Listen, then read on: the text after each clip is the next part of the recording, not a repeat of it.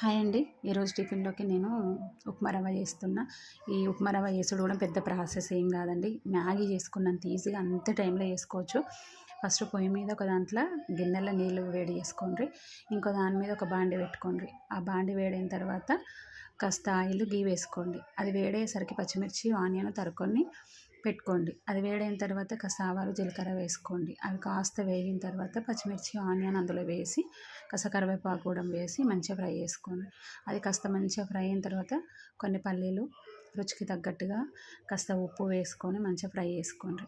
అవి మొత్తం ఫ్రై అయిన తర్వాత అందులో ఉప్మా రవ్వ వేసుకోండి. ఉప్మా రవ్వ మంచిగా ఫ్రై అయిన తర్వాత అది ఆయిల్లో ఉప్మా రవ్వ పచ్చిమిర్చితో, ఆనియన్స్‌తో వేస్తాం కాబట్టి రవ్వ కూడా చాలా టేస్టీగా వస్తుంది.